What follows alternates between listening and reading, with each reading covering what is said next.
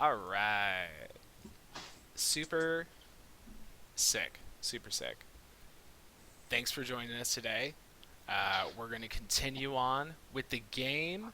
We're going to go into what we like to call group therapy, a chance to check in with our characters and see how they're feeling about current events. I guess I'll start with Egner. Egner, when we last left him, had directed the party. He thought it was a really good idea to go through the sewers of Twin Harbor as a way to surreptitiously, very sneakily make their way into the city.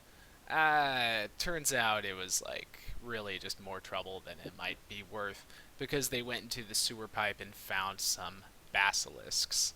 And Egner, knowing when a battle is coming, he just slips into an entirely different mindset. He is the tactician. He is the master of the battlefield. And I'm going to maybe like retcon slightly and say that when they were back in Bronzewood Grove, he actually spent the amount of time he would need to figure out how his crazy new light shield works. So he feels emboldened and just knows that he's going to be able to destroy whatever opposition, even if it is nasty basilisks.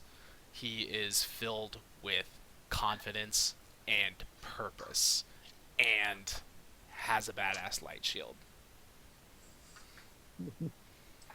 So that's what's Awesome. up with him. Yeah. I can go next since Eridu probably doesn't have a whole lot happening overall. He got into the city with Halifax, so there's the whole hey, mission one complete. We were in the city. Now mission two, find everybody else. Um, he trusts all their abilities. Wouldn't have allowed them to go off on their own if he thought they needed their hands held through getting back into Twin Harbors. So um, he's pretty cool right now. So he's just gonna look for the nearest. Uh, I think that they had agreed on a meeting point, hadn't they?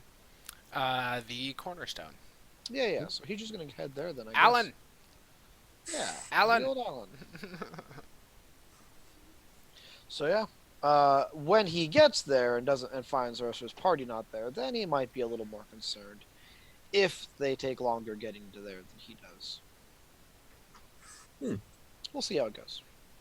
Yeah. Well, Ellie, she had a bit of an odd one last session. This new different version of Emily showed up, who Ellie has expressed some displeasure with her being in the group now. After a certain truth gas. So she's a little bit embarrassed. However, soldiering on. Got a little bit competitive, climbing down the wall. But you know, she is still happy from Agna helping her when she was cold.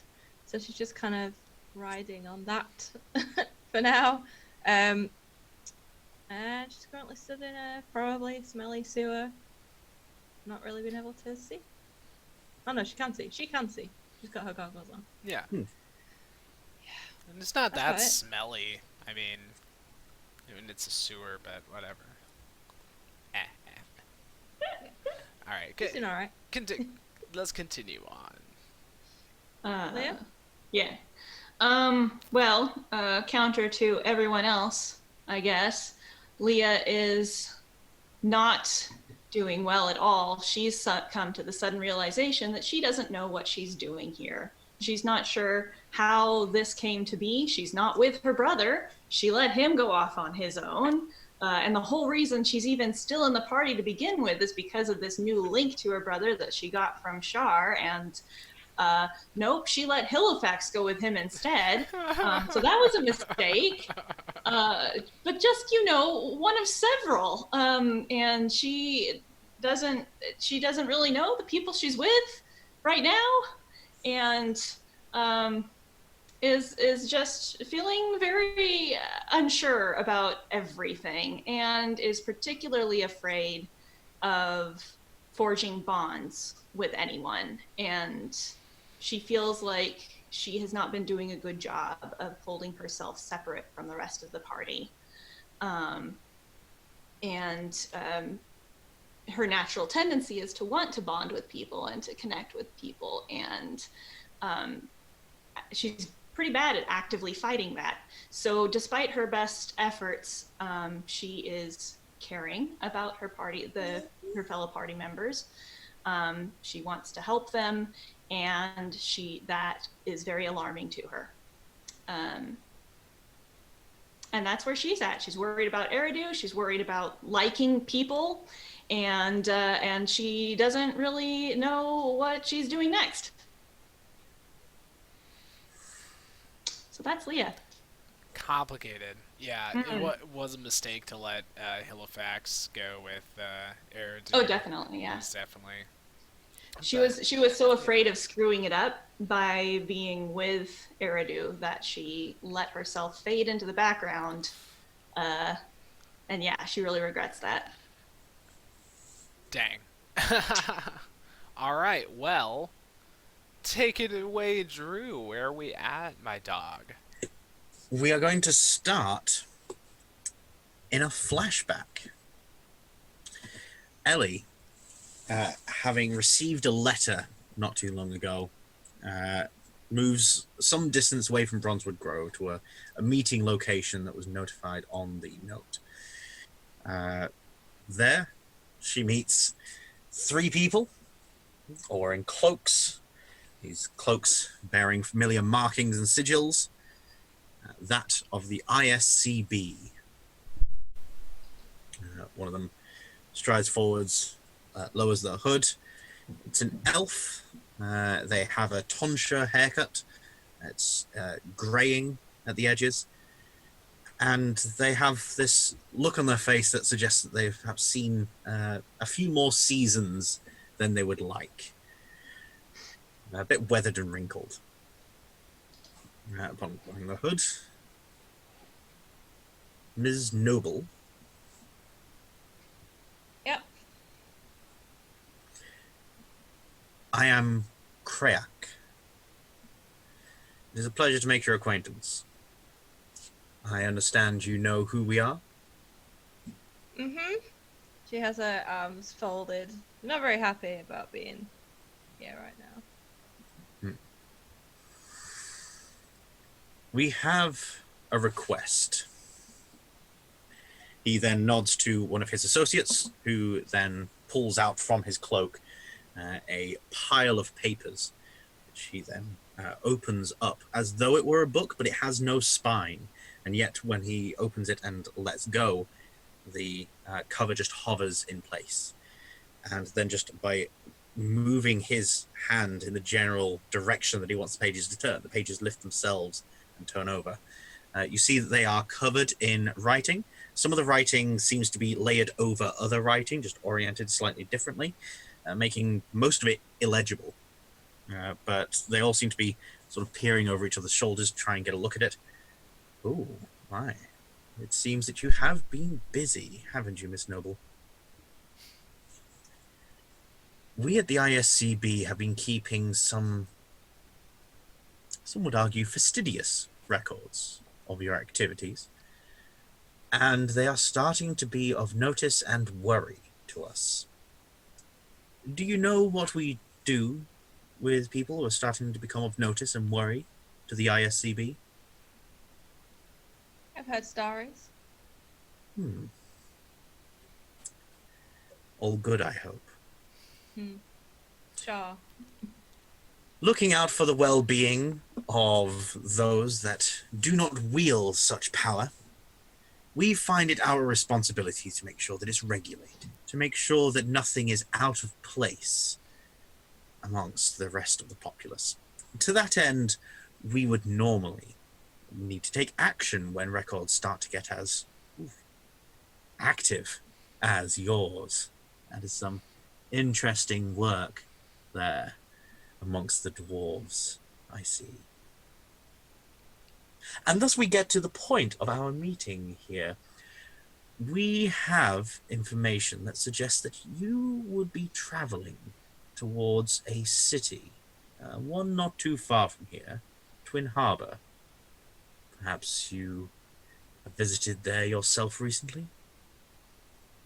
On occasion. Quite. There is something that we have been tracking for some time. We wish to secure it once more and make sure that it isn't used for any unsavory purposes. It's something that might cause some distress for the locals. You understand that causing distress to the locals with magical phenomena, that's not something that we can generally abide. We would like you to retrieve it for us. What? Why would I do that? Our activities within the walls of Twin Harbor at present are currently limited. However, someone such as yourself would seem to be able and willing to try less scrupulous methods getting in. Our intelligence suggests that you will make every effort to get within those walls and that you are likely to succeed. This means that we would like your help. Well, yeah, I mean, I can obviously get in there, but why would I help you? It falls under those such as myself to act on records such as yours at our own discretion. I have several tasks that I could be getting on with ahead of pursuing a more formal interview. I mean, like, I'll be honest. I've managed to stay away from you guys for like 23 years. Why, like, I can stay away from you for the next 70 or however long I have left. That is true. You have been rather adept at escaping our notice. There are few that could claim the same. Well, you know. And yet, here we are. Yeah, because I came willingly. Some might say that our ability to find where you are and know your activities might suggest that there are other reasons you have not been brought into custody as yet, Miss Noble. I mean, if you guys are gonna be, like, shoddy at your jobs, that's not my problem. Rest assured, Miss Noble, if I wanted to bring you into custody now, perhaps an understanding. Oh. Excuse me one.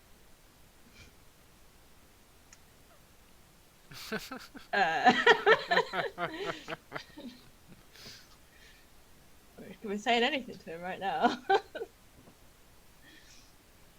You guys ever see that internet video where it was like this guy who's trying to do like a newscast thing, like in his room or whatever, and then the kid comes in and just starts like being a kid, and it's hilarious. I'm trying to do something serious, kiddo. Have kids, they said. It'll be fun, they said. It will never interrupt your weekly D&D game, they said. I'm not sure they said that. Oh, good, because if they did, they lied. Oh my god. What were you saying? To be honest, something in the vein of a threat. If Yeah, you it could take was a me pretty- and you would, I think was pretty much. Pretty thinly veiled threat to say, like, look, we can do what we want or I can arrest you. Mm-hmm. What is the item? He then produces a piece of parchment, which he hands to you. It has this appearance. Goes by a few names. One of which is the Erixorthian. You may find that those in possession of it might not refer to it by any name at all, or they may have given it some other designation.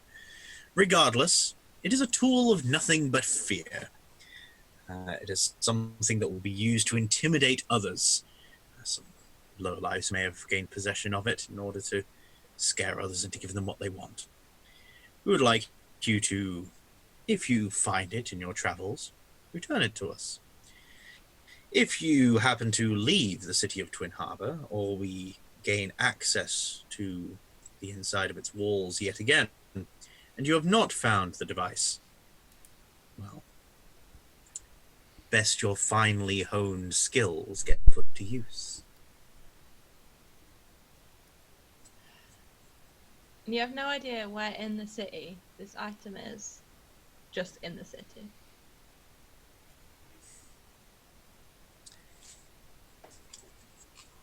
We last saw it in the possession of someone in a place called the Fey Lounge. Okay. I suggest you start there. Okay, but I presume you want me to be like sneaky about this. I can't just be like, have you seen this thing? To everyone. Employ whatever methods you feel are best, but the item must be returned to us. For the safety of all involved, you understand? What does it do? Why is it so dangerous? Perhaps there are some details left unclarified. For security purposes, of course. Okay, but like, it's not gonna blow if I touch it, right? Because... Best that you handle it with care. Okay. I will think about it. See that you do. And we will stop the flashback there. Oh my. So just to be clear, that was a flashback to the time in which the rest of the party was doing some crazy mission for Finnegan, and were entirely not where Ellie was. Yep. So, meanwhile, the rest of the party is currently split. We are going to not have a look at Eridu and Halifax right now, but rather have a look at what Ellie, Leah, Aigner, and Marjorie are up to. You are currently below in a tunnel that forms the subterranean network that makes up the lower sections of Twin Harbor. This is where the druids were making their home. It's the sewage system for the city. And it's also that is the place that is currently home to 3 fully grown basilisk. You are currently engaged in combat with said basilisk.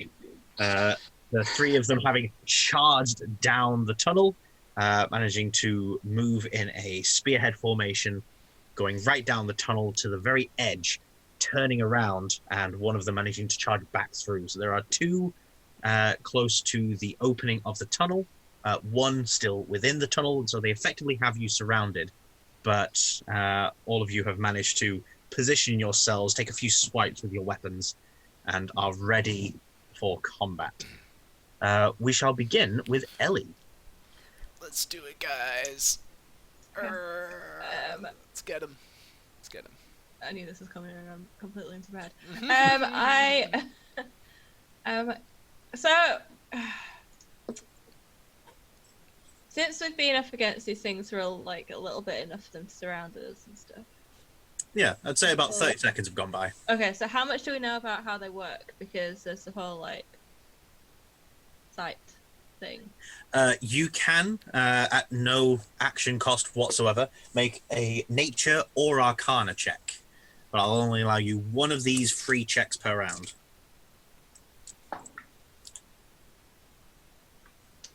Let's go. Oh, Arcana. Duh. 28. 28. Nice. So you'll know, not just from observing them just now, but from your general readings, that they have this petrifying gaze. That if the two of you see each other and lock eyes, then it is quite likely that you'll be turned to stone, and that the basilisk eat the stone statues. Nice. That's how they consume things. You also know that basilisk wounds don't heal quickly, but they do start to fill up with a liquid. So once blood is drawn, this liquid starts to bubble up, ooze out of the wounds, and it's unclear in the documentation that you've read, but people have said that this blood also has some kind of petrifying effect. But how it does so isn't entirely clear, because you're also aware that samples of its blood have been kept and don't turn people to stone upon touch. So something else is going on. Okay, so knowing the whole like eye contact thing, can I have taken out like some sort of cloth or something, and I want to tie it around my eyes, You taking what around your eyes? like a cloth or something long enough to like that would knot at the back. It could Okay. be like a t-shirt or something. I don't know, whatever. I'll hold up a shirt or something. Okay. Yeah. Well, none of you are surprised. So, strictly mechanically, if you're not surprised, you can avert your eyes to avoid the saving throw. So you can just You like don't- choose to like look at the ground, you know, But, what, kind of like. but I presume it'll still have the same effect, like disadvantage either way, right? No.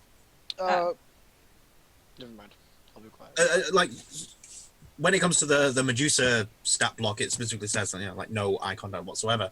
But the basilisk's petrification seems to be like a slower acting version of it, and so you can just like avert your eyes, quickly glance up. It's so long as you don't like lock eyes and hold it for the whole round. Oh, right, okay, well, never mind then. What about that? Okay, I will...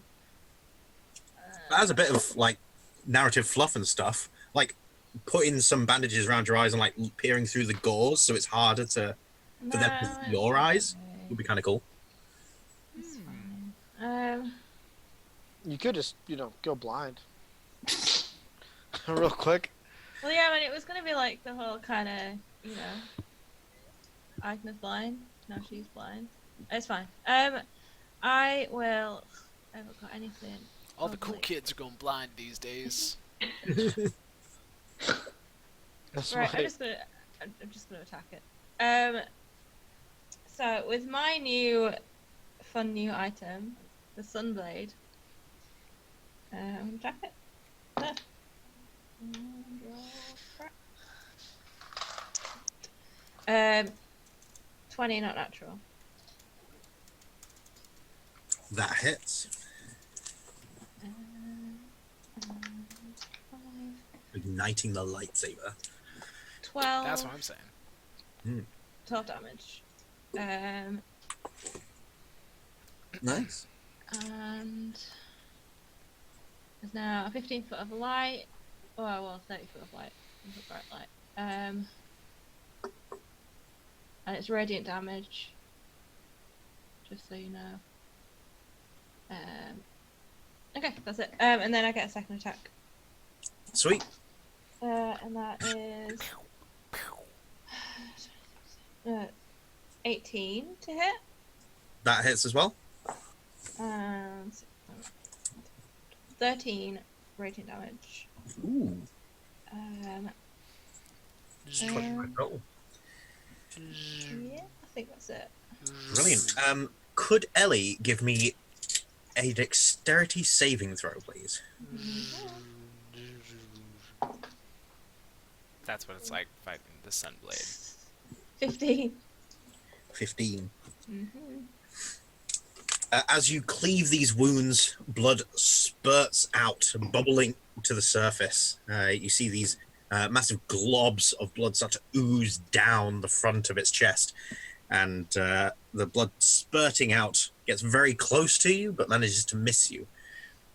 But as it hits the ground, you see it start to rise up and move about, almost on its own accord, and then take on this rough,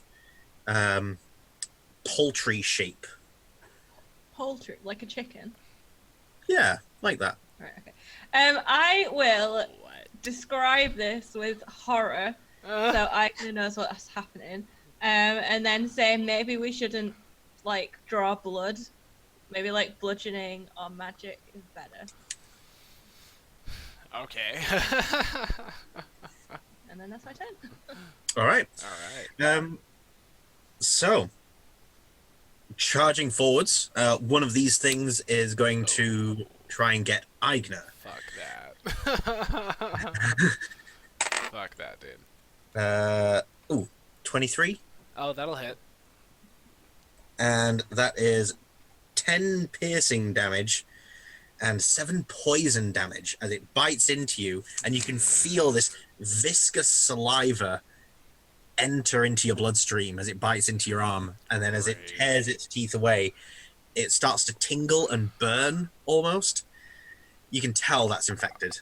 Oh, wow. Bummer.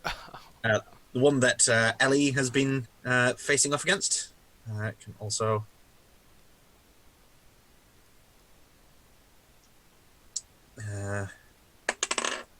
charge forward. That is a 14 to hit Ellie. Nope. Nope. And another one will go towards Leah. That's a 9. It doesn't hit. Wow. Shocking. It's So okay. these That's what huge, Agner's for. hulking, 8-legged beasts start scrambling towards each other, passing through the middle of all of you guys as they charge past, prompting attacks of opportunity from everyone. So each one that charged towards each other person, Aigna, you can take a slash against the one that charged at Leah, one that charged at you, got to you, and then pull back. For sure. Yeah, Aigna can get the one that got to Leah. Leah, you can also take a swipe at that one that ran past you, and Ellie, you get to take a swipe at the one that you were attacking just a moment ago. I will do the thing. Oh, I rolled a 19, so it's a critical hit because of my upgraded Talon's Blade, dude. Well, I'm going to turn this into a whole maneuver then if I'd rolled a crit on that, dude. For real. So, there's that. But then I get to do that, and then I get to do that. Okay. Boop, boop, boop, boom.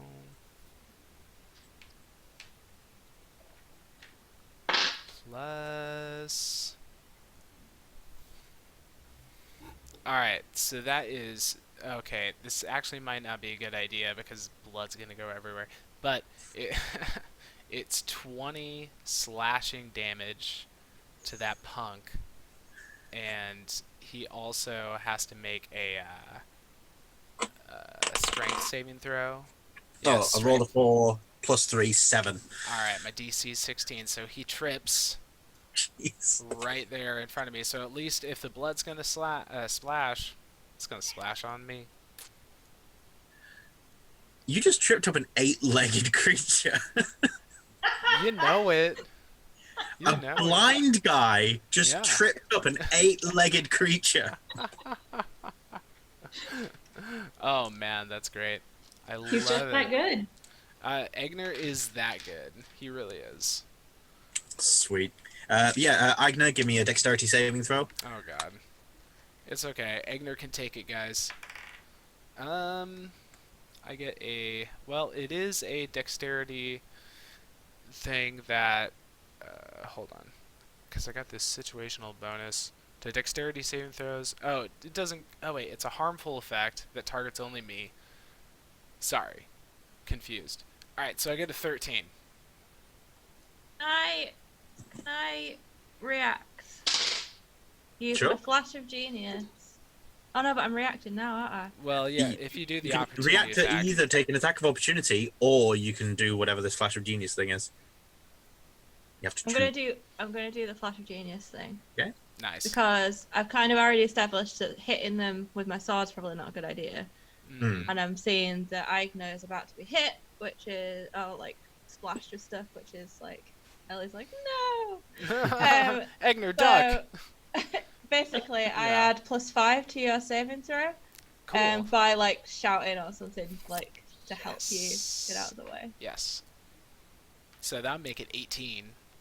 Right. So you manage to definitely avoid this blob of blood as it flies over your head, splats into the ground behind you, and again develops into this strange turkey-like shape. Yikes, dude. Oh, this should have been the Thanksgiving episode. I've just realized.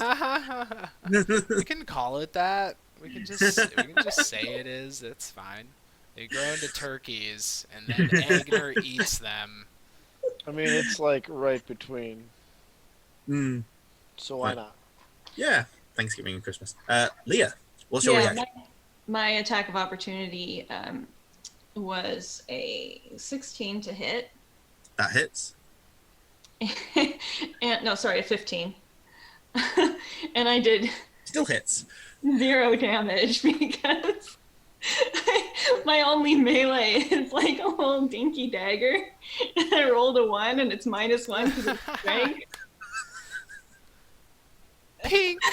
Aww. Pink. Oh, it's a dagger, right? Yeah. Dagger's a finesse. Oh. You get to add either your strength or your dexterity to either melee or thrown damage. Damage, even. Damage. Oh, you're right. Yeah. So There you go. instead, it was actually 2. There you go. Yay! Yay! 2 damage. You have With a slashing You have- weapon. you have Oh my increased God, your you're not damage kidding. perception or percentage by 200. So Yep. Leah, give me a dexterity saving throw, please. Yeah. About to say reflex save. No, that's the wrong one. Let me look at it. Wrong edition, Drew. I still say will saves all the time. Yeah. It's weird. You get stuck into that groove. Mm. That's a 14. All right. Leah, as you stab this dagger into the side of this beast as it careens past you, pulling the dagger out, you get this spurt of almost pure liquid blood striking out and hitting your shoulder. As it does so, it quickly spreads into the cracks in your clothing and armor, getting towards your skin, and you start to feel it get heavier straight away. You currently have 1 level of exhaustion, and you start to feel everything get a little stiffer and harder to move. Oh, That's fun. no. Okay. And finally, we have 2 blood turkeys going. So, Wait, blood turkey what? number 1 going after Ellie. Wait, what? Blood turkeys, man. You gotta let the blood turkeys have their day in the sun. So, that was a 12 to hit Ellie. And that's a 4 to hit Aigner. So, as they rear up and start like splashing at the ground near your feet, they look like they're about to strike, but you're easily able to dodge out the way despite all the other distractions. Next it is Turkeys. Aigner. Oh my gosh, guys. Okay. Alright. Egner can tell, we've established that he kind of senses the world in this much different way since he's blind. He's picking up all sorts of stuff, the echoing, crazy crashes and roars and sounds that are echoing around the metal surfaces of the sewer around him. He can feel the pressure of the wind as the beasts just clamber on by. He can smell just the stench as they get closer, the gross stench of the blood turkeys. He's picking up plenty of information, even though he's completely blind. He's picking up plenty of information, and he knows that this is a situation that they have got to get out of as quickly as they can. And he realizes that he might have the tool that might just help them make a quick escape. So what he's going to do is that his left hand is going to curl around the handle of Fenya's shield of light, his new badass light shield that he has.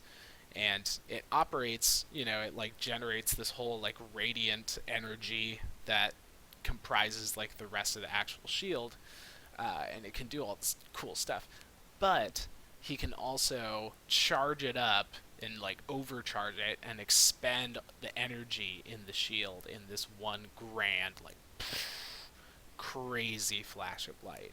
So that's what he's gonna do. He's gonna shout at everyone to close their eyes for a moment. Close your eyes, and then he's gonna use an action to activate the crazy effect on the shield. So, assuming all the basilisk are within 20 feet of me, they all have to make a DC 20 Constitution saving throw. I think that was the sensible thing. Okay. That we decided on. This is a homebrew item, by the way. I made it myself. Very proud of it. So that will go the other way. Okay, so we've got... You got the one that's prone by my feet right now, and then you got the other two. Yes. Plus the blood turkeys. Plus the blood turkeys. So I've got a 10, an 11, and an 18 for the basilisks, and an 11 and a 14 for the blood turkeys. I think all of them have failed. All of them have failed, which means that they are all blinded for 1 minute. A whole minute of being just completely blind. Sweet. Any other effects? Any damage? No. It only Okay. really damages them if I use it in an offensive way. Kind of tailored it around how Egner likes to do shield bashes all the time in combat. So you get an extra little burning sensation from the intense radiant damage if he shield bashes someone. But So, yeah. we've established that Ellie was specifically looking away because she knew about the petrifying gaze. That Aigner, at the beginning of his turn, he would normally have to make a saving throw against their gaze, but he's blind, and it specifically says they have to see each other.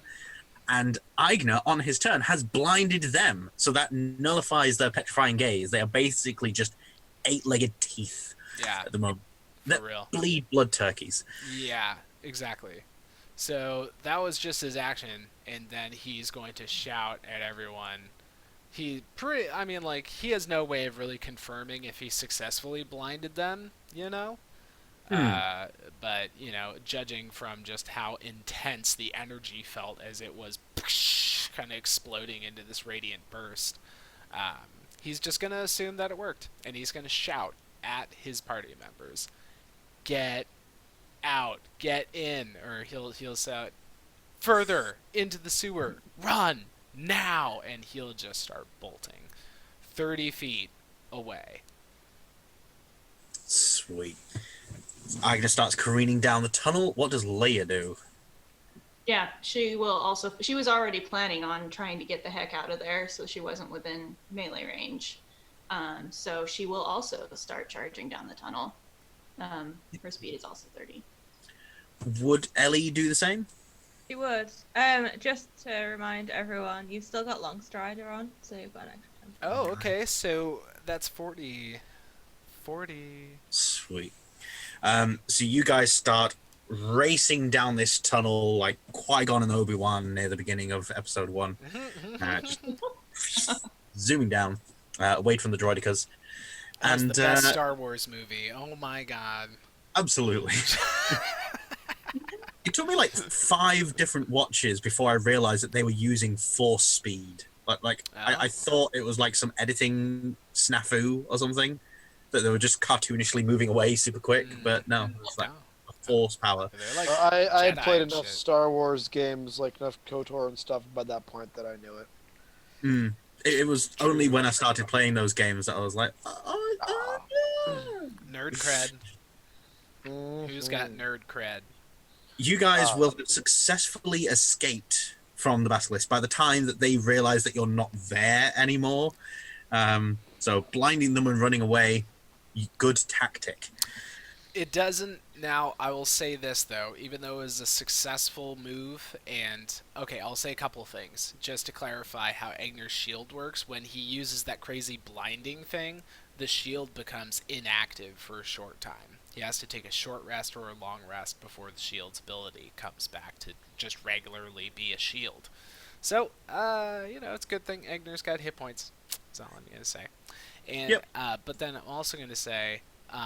Egner does feel like that wasn't a good idea to just run away. Even though it was a dangerous situation for them, he feels like we seriously need to come back later and exterminate these basilisk, dude. That's just like, it's not a good idea to have basilisk up in your sewer system, it's like, it's not a good idea. It could be a problem. Yeah. Do you want a petrified population? Because that's how you get a petrified population. That's what I'm saying. Egner's like taking the large scale view on this, and he's like, yo, you're gonna have basilisk eggs in your toilet that basilisk come up. It's bad news. You say petrify, I say pacify. Basilisk 2020. Vote basilisk.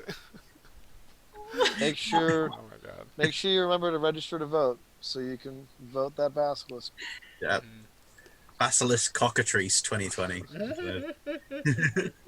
I prefer blood chicken. Wow.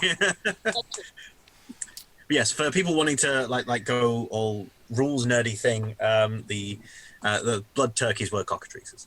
Oh, Okay. okay. Well, there you go. Yeah.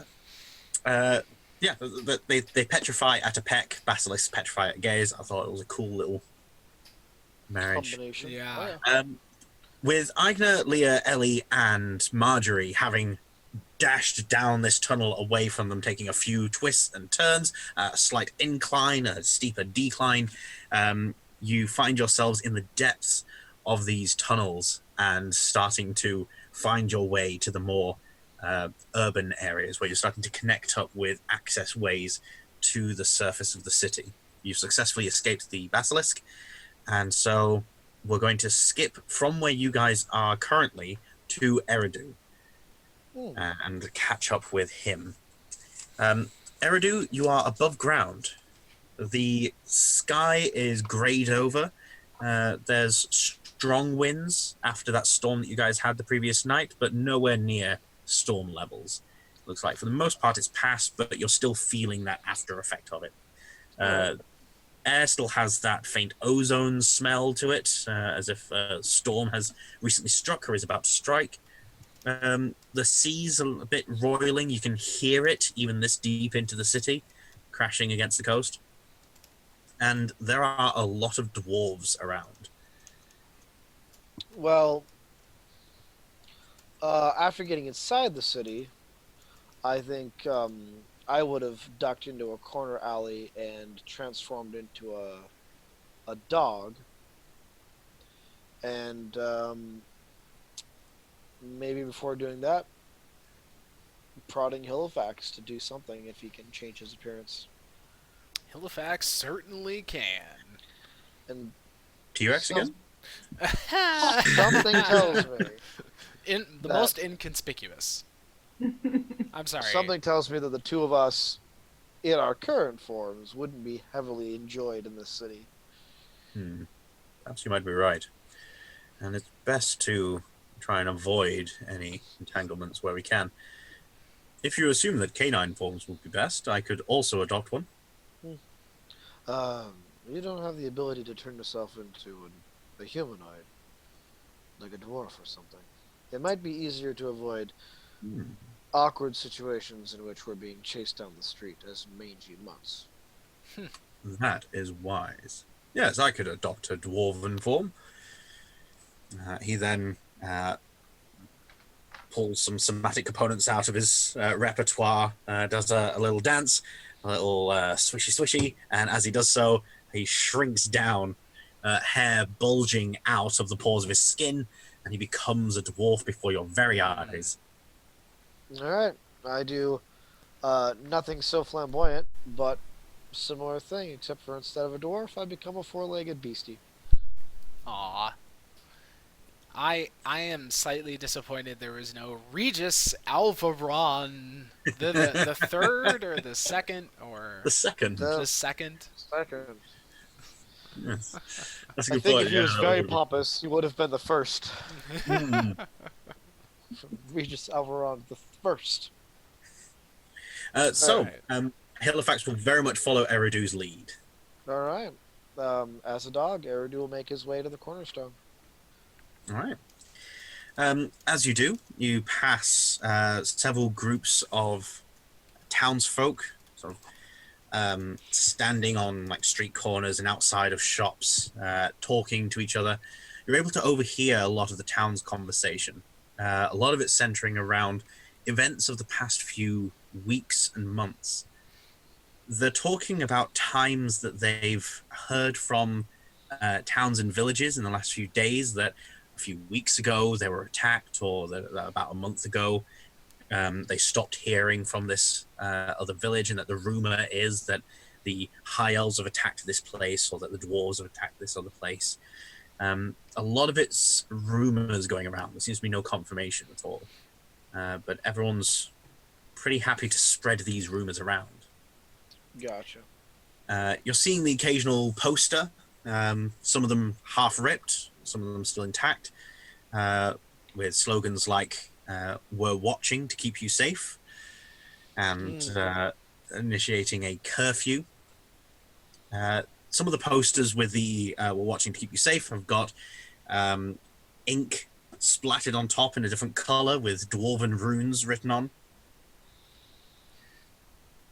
It seems that Orin Vitrell and his initiative to start clamping down on the city and its activities have been sort of co-opted by the dwarves since they've occupied the place. But you eventually find your way to the cornerstone, and you find that while it is open, it is almost barren and empty. All right.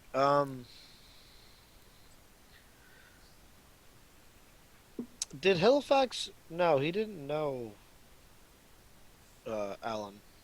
No. I think he's met Alan, but not like being introduced properly. Gotcha. All right. Um, I mean, I'll just kind of look back at Halifax and then swish forward and make my way towards a table and just sit on my haunches next to a seat. Somewhere a little out of the way, but not like the brooding strangers in the corner.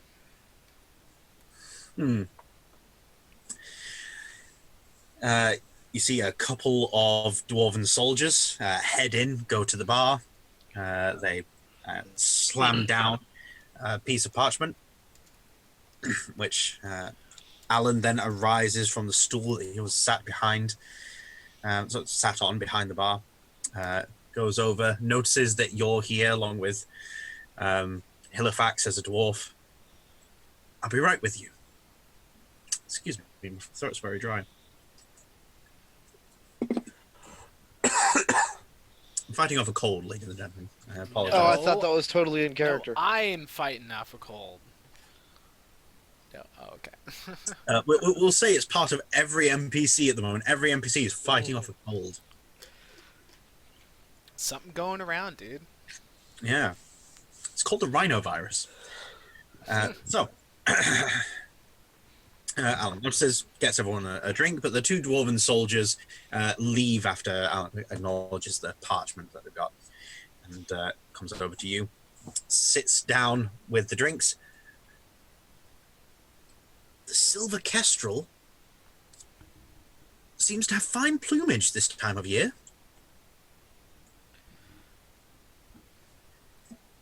I, as a person, don't know what that is. A bird. Oh, okay. I You're a dog. I am a dog. You're a dog. Is the Trying to dog figure gonna out what that would mean. say- well, is the dog gonna It's definitely Halifax bark? looking at bark? Dogadoo, Yeah, it's definitely Or a going dog. back to the Air old dog. this being the place where adventurers would come to find work, and then finding a way to like make that sort of sneaky, and then also the rebellion. But I don't, man, as a player, I don't know what that means. I'm not that clever today. It's all right. It is a cryptic code. You, as a player, have not come across what the counter, like return phrase would Oh, be. okay, that might be why. So yeah, do you want to wager a guess, or just leave an awkward silence until he says something else? Um, I As a dog, what would as a you like? dog, I wanna look at the door, and then I just want to put a paw on the table, and I want my markings to follow the similar tattoos that Eridu has. Ooh. Um, That's cute. Air dog. He's so cute. He's a good boy. I don't know that that would be anything for Alan to pick up because Eridu's never been able to turn into a dog before. No, I'm gonna roll for it. Apparently, he's feeling quite perceptive. Hmm. I don't know what stats we're going to give Alan, but he rolled an 18, so I'm going to say that's good enough. Hmm.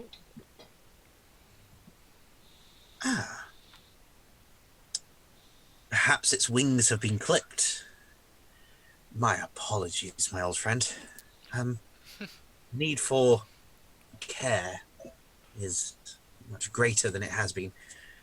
Um, is short and curly with you? And he's Uh, looking at Eridu. yeah, and I'll just give a dog nod. My apologies. Since a former patron of mine named Zelor, I haven't had many dwarves in here that have been known to be friendly. But as you can see, I don't get much of anyone these days. Um, and then there's nobody else. Is there anybody else in the bar? There is no one else Nobody in the else. bar. In Okay. fact, he will get up, close the door at this point, and put a bolt lock in place. Okay. So lock At, in. No one else is around. at that, Eridu will turn back into his normal form and kind of um just kind of wrap his elven cloak around him a little more snugly and say, "Oh, much more comfortable."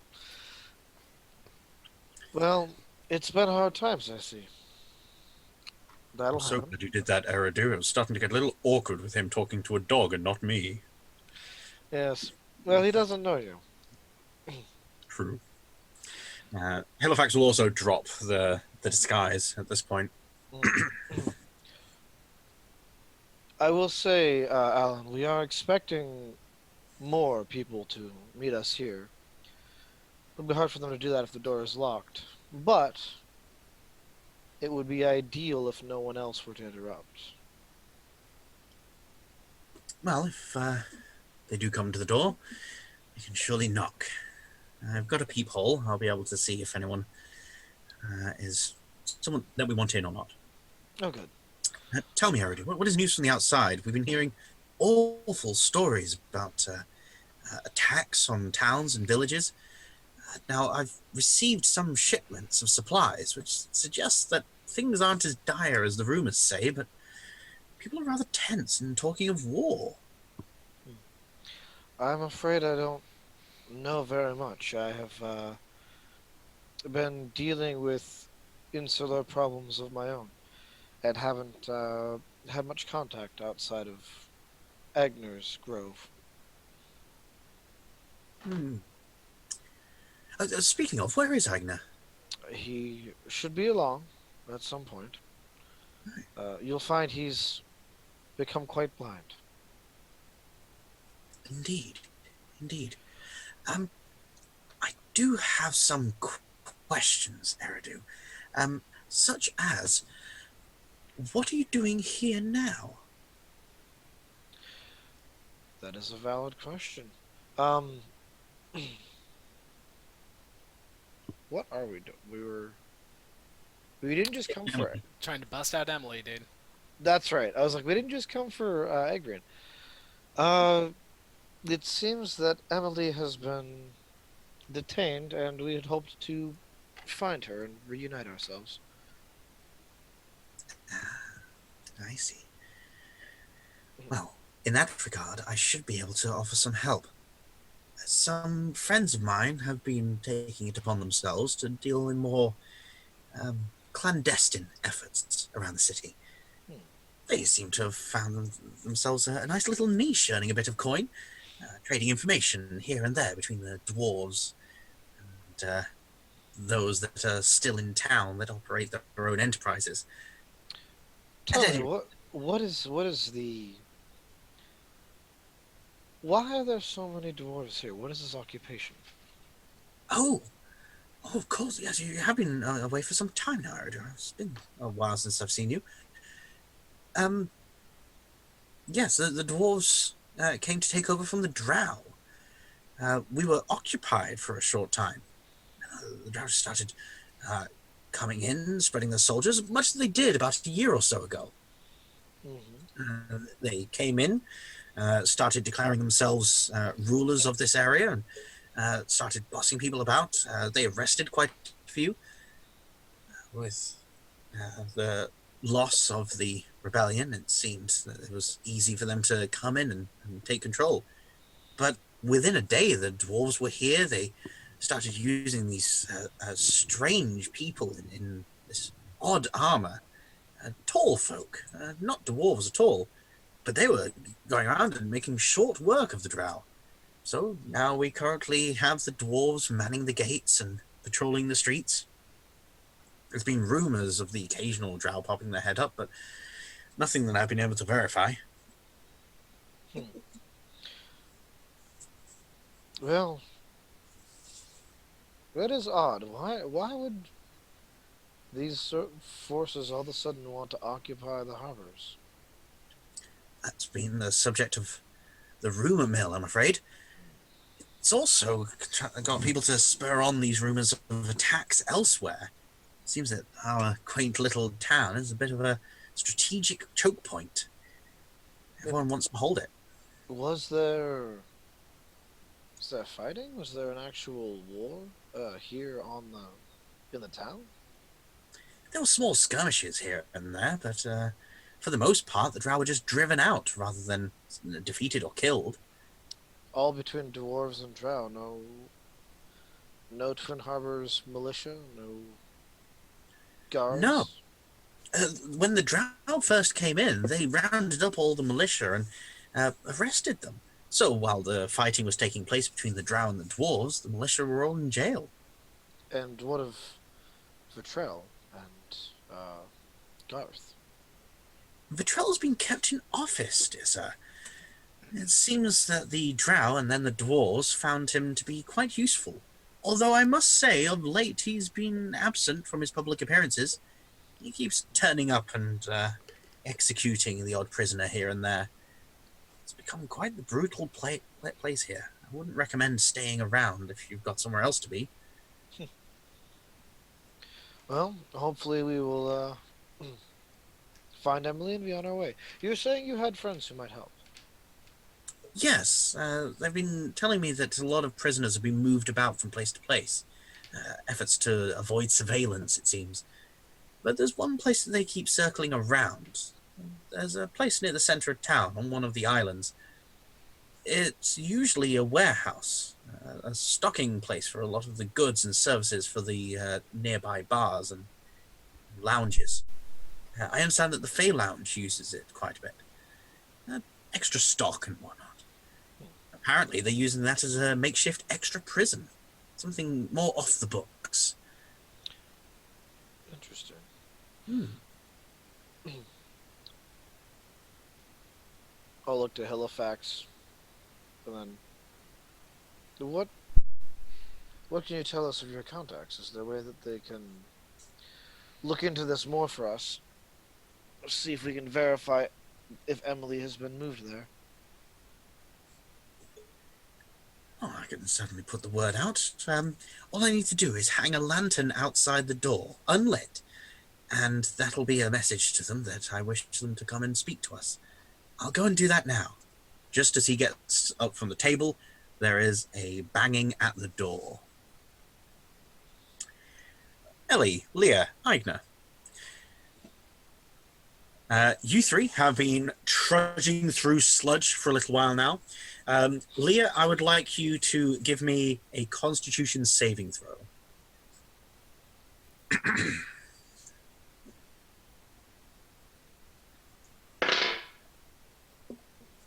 17.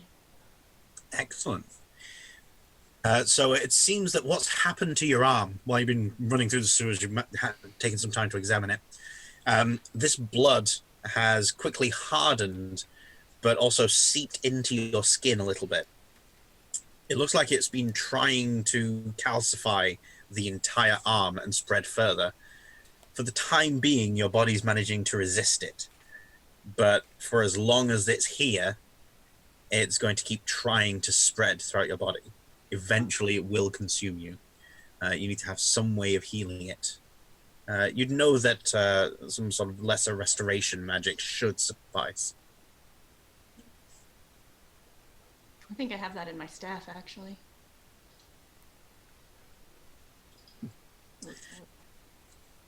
Cleric. Yeah. Feel free to cast it now if you've got it. Who, me?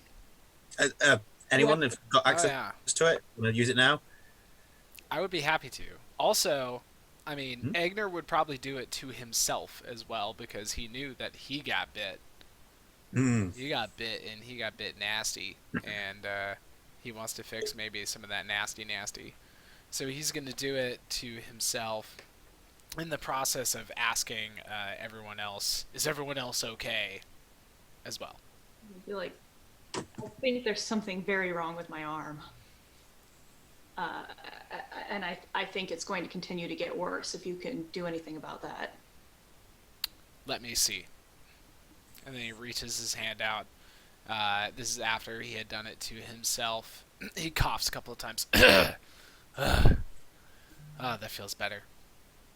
Okay, let me see. And he reaches his hands out, and he feels up the arm, and definitely feels that there's something nasty going on over there. And then with a whispered prayer under his breath, there's like a jolt, kind of a flash of bright light, and whoosh, hopefully it does the thing. It does the thing. It does the thing, yeah. You have no resistance to this. It seems that whatever natural ailments these basilisks inflicted upon you, they are easily dealt with. Alright, so that's all of his second level spell slots gone. Oof. Alright, it's worth it. We're healthy. We're good. We're healthy. We're feeling happy.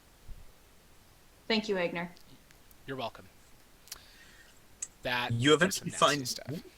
Sorry. Yeah. You eventually find your way to a ladder to the surface, which, judging from the distance that Agnes had to walk and his general positioning relative to the rest of the city, would probably take you to an alleyway near to the cornerstone. How close are we to the Fair Lounge? What's it called? The Fey Lounge, that's about a half mile through more sewer system. How far would it be, like, up top, though? Oh, it would be about a half mile distance, like half mile as the crow flies. So, you know. How much time is that? I don't know. It'll take you about 10 minutes if you know. Right, okay. Okay. So are we going up to the surface, or are we pausing at the ladder that leads up to the surface, or like... Are we going up looking like ourselves, or are we going to make an attempt to not look like ourselves? That's what Agner was going to bring up, and he would say we should do everything we can to obscure or otherwise hide our appearance. And as to make a point of it, and because he thinks it would be good insurance, he's going to go first with that, and he's going to use disguise self, passing his hands over his face and his body, and he takes on the appearance of actually an old woman. An old, just like wrinkly skinned, like frayed hair, kind of like in this dirty, like set of robes, with like a covering, kind of long robe, cloak type thing. Yeah, just an old, like frail looking woman. And then with his actual, younger Egner strength, but looking like an old woman, he's gonna like clamber up the ladder with surprising grace and agility. Okay. Marjorie will follow behind. Who's going to be last up? I think that last session, Ellie offered Leah the hat of disguise just in case Leah was more wanted, but of course Leah doesn't know that Adrian's missing, so she might still be concerned about that. But I mean, she will offer it back to Ellie if Ellie wants it. Leah has no way of disguising herself. I don't have any other way of disguising myself. Mm-hmm. But yeah, I think we said, like, I can probably get away from people a lot easier and quicker if something happened. So yeah, I'll just pull my hood up really low over my face and leave you with the hat. Does the hat just kind of become whatever you want it when you put it on? Basically. She will go for just a very average human woman. Awesome. Maybe looking a little bit like Ignor's old lady, so maybe they're relations, mother-daughter or something. Cool. All right. Is Ellie climbing the ladder too? Yeah. Okay. So everyone gets out. You're in a small dead-end alleyway. Looking ahead, you can see patrols of armored and armed dwarves marching past. And as you get out, you're smelling the strong smells of freshly caught fish being brought onto the harbours. You see the cornerstone, and you see the door just being closed. It's across the courtyard from you now. There are dwarves marching back and forth. You don't see much in the way of anyone else. What do? Egner does his best at having an old lady voice, and he says, "My dear, do you see the cornerstone? Oh yes, Grandma, it's right over there. My bones are aching, and I sure would like a stiff drink to fight off the cold." We'll get you some ale, Grandma. Okay, my dear. I don't know why I'm doing this because Leah's shit at deception.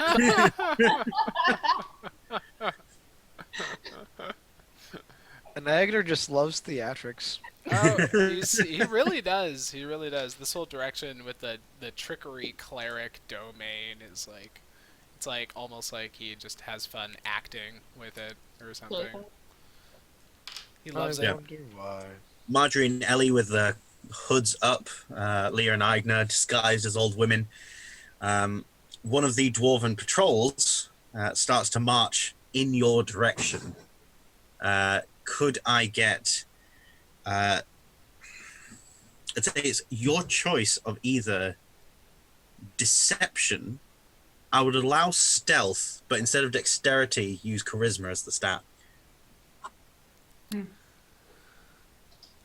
Okay. Egner has a slightly better charisma. Doesn't have trained in stealth, obviously. Since it's not really based on my armor, I mean, like, am I gonna have disadvantage or not, or since no, I'm not using you dexterity? don't have disadvantage because this is, it's charisma based. Sick. Okay, here goes nothing. I got a 13 total. 13. Leah? I got it was actually the same either way for me, but I got a 21. Sweet. 13, 21. At 12 on stealth. Cool. Well, yes. Well, I rolled a natural 1, so Yay! that was a thrill ride for me. Woo! Oh man. So they march past, the clanking of their boots hitting the stone ground in this steady cadence of constant footbeats. They are in step with each other. They are very heavily regimented. As they move past, you then start to hear a different pattern of footsteps from behind you, and marching past you in the opposite direction is a squad of 5 Warforged, marching past, heading towards the cornerstone. And as they reach the cornerstone, they stop outside the door, turn around, and start marching back the other way as if they're on a set patrol route. Oh, I want one. Oh, this is so tempting for Ellie. Okay. She's like stealing glances from under her cloak. As much as possible. Trying to work out if she can take one from the back. The rest know. I just want me a real man. A real metal man. I just want me a man. As you approach the door of the cornerstone, you see that away from the cornerstone, further ahead and up some steps into a different square of town, you see that some of the dwarves are attacking a townsperson. Ooh. They are surrounding them. They've got out small wooden clubs, and they are beating this person, trying to drag them towards a building.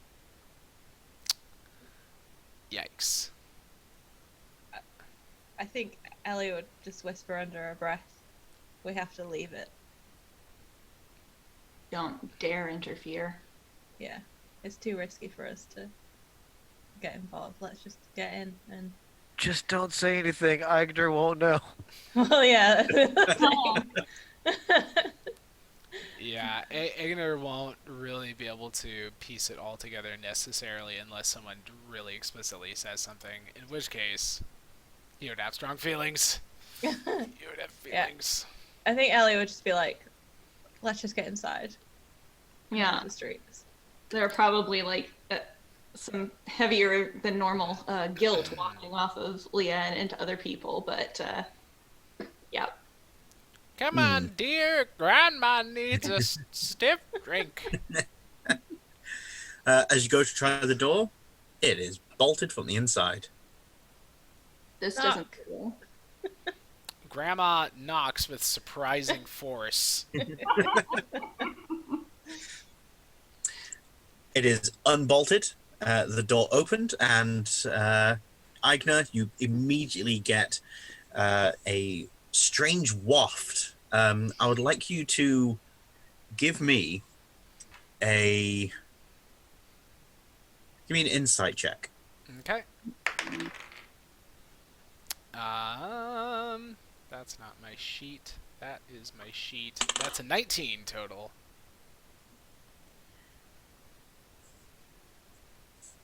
This is an unfamiliar scent. Things seem to have changed an awful lot in the time that you've been away from here.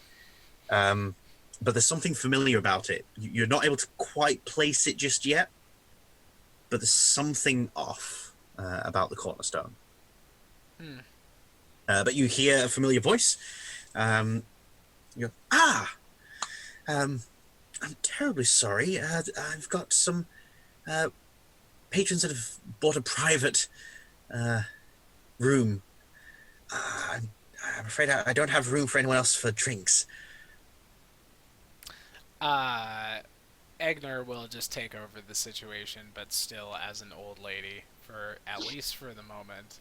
And he'll say, she'll say, "Oh, Alan, cut the bullshit.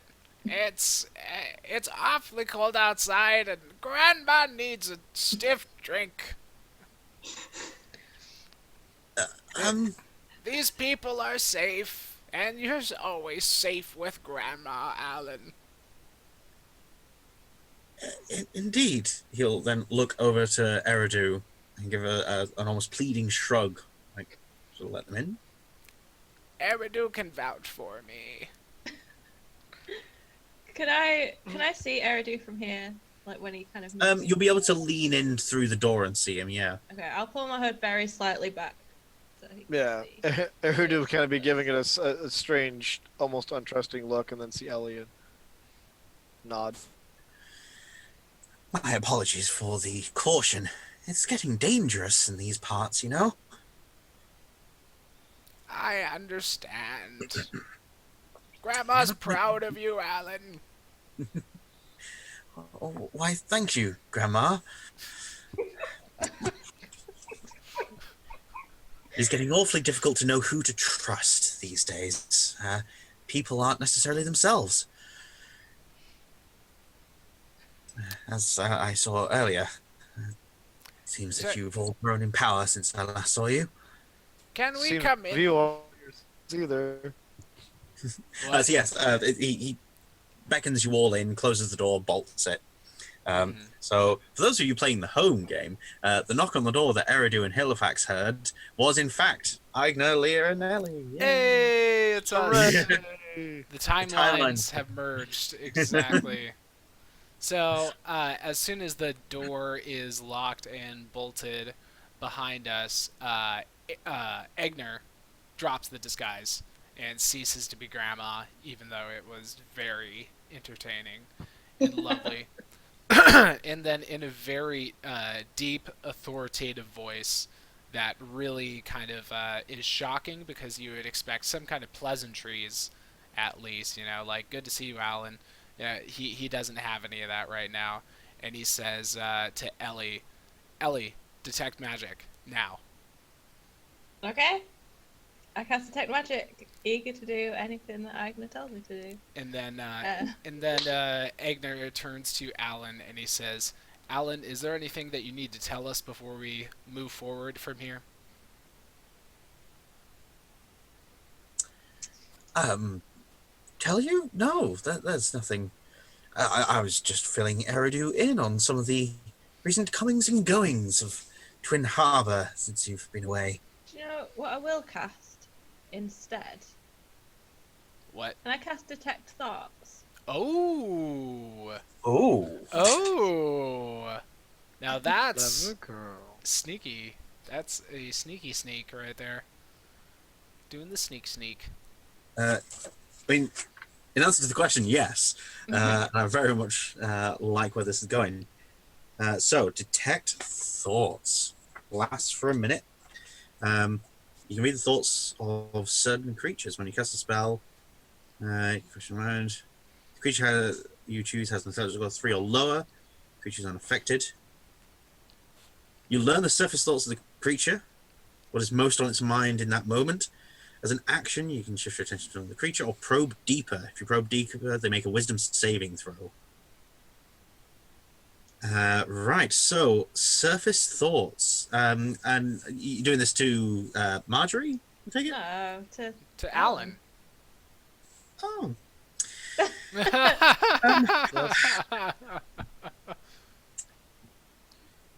The surface thoughts that Ellie gets are, how long is this going to take? I have preparations to make. I'm gonna probe. Probe. Oh, dang. Rolled a 3. Oh, Hey. damn. Tell me all your secrets. Boy. Alan, what are you hiding from What us, are man? you hiding, Alan? Who are you? Reasoning, emotional state, and something that looms large in its mind. Mm-hmm. What an intense Okay. spell. Yeah. This spell is really intense, and it's only ever led to like really dramatic moments in games that I've seen it used. So, you know that Alan's reasoning at the moment is that there's a greater good at hand. His emotional state is almost like a cocksuredness. He's almost arrogantly blasé about the situation. And what's looming large in his mind is an image of something that Ellie has seen drawn, that the ISCB showed. And that thought is accompanied by the idea of using it to get his own way. Interesting. Yikes. Okay. Yikes, dude. Okay. So he knows though. Because either way, the target knows that you're probing into. Oh, yes. Mm-hmm. So Questions verbally directed at the target creature naturally shape the course of its thoughts, so this spell is particularly effective as part of an interrogation. Egner's kinda in the middle of interrogating him. Yeah, Kinda. and concentration up to a minute. So let's see how this goes. He will shoot a look at Ellie. You know it's rude to do that sort of thing to a person. well, you were acting a little unusual and for good reason, it seems. I think it's reasonable to act uneasy around strangers. Ellie can already detect that Alan does not consider Ellie a stranger. I've not met him before, though, have I? No. Huh. Trippy. I would like to have Eridu kind of quietly have moved up in the direction, like behind Alan, while this has started. Something is, the fact that Ellie is doing something and Alan's picked it up, and I don't know what it is, has put me a little bit on guard. I want to roll a stealth. Well, I just want to use my passive stealth, just because it's a matter of not actively making a stealth check, but just being normally sneaky. Yeah, just being like normal sneak. My passive stealth is 18. So just to see if Alan is noticing me moving. His eyes have started darting around. He's a little more worried now, but he doesn't seem to have noticed Eridu sneaking. Egner will make a move to try and capture Alan's attention, and he'll say, I will repeat what Grandma said earlier. Cut the bullshit. Don't go and preach about how you're trying to be all careful in this city when we might be the ones walking into a trap here. We got to take care of our own asses as well. Just tell us the truth, Alan. What's going on? I must say I didn't quite expect you all here so soon. Haven't had the chance to get everything prepared yet. You're a little quick off the mark, aren't you? I'm gonna come around and close the door and bolt it locked again. It was already Oh, did I miss that closed. part? Yeah. Oh, you It guys was right after Alan closed and bolted the door that Egner dropped this whole thing. And it was like, okay. Ellie, detect You know magic. what? There's a second bolt. Eridu can double bolt that door. just to really feel secure. No, I tend to miss things occasionally. Okay, so in that case, from behind Alan, Eridu's gonna say, "You should have had no reason to expect us at all." I'm gonna look at Marjorie. I want to see what's on her face. Ooh. She is bewildered. She has no idea what's going on. And she is letting that rest on her face. Okay. What's he thinking as they've said this? How does his mind shift? It does. It is... After Eridu says you had no reason to expect us at all. I'm to cut the bullshit. What are you doing? Oh, yeah. Yeah. That's one. But You get a flash of a familiar face. You see a strange twisting place that's full of darkness, shades of purple and green, and you see a small clamoring of feet rushing along a small path, breaching into a bright yellow light. The face that you saw was that of Agrian. As in, okay. I'm gonna grab hold of the front of his clothes and like pull him so he's like face to face and mine, like nose basically touching, and just say very quietly, "Tell me everything you know, or else you'll never leave this place again." And we'll stop for our break there. Wow. Okay. Egner's gonna be floored by hearing that in Ellie's voice. He'll like do a double take in the direction of the voice. Like, wait a minute, was that Ellie? Holy shit, that's some hard ass shit right there. Thanks for joining us today. We'll be back in about 10 to 15 minutes, and we'll continue this dramatic moment that we've built up in the Cornerstone Tavern in Twin Harbor. And yeah, thanks again. We'll be right back.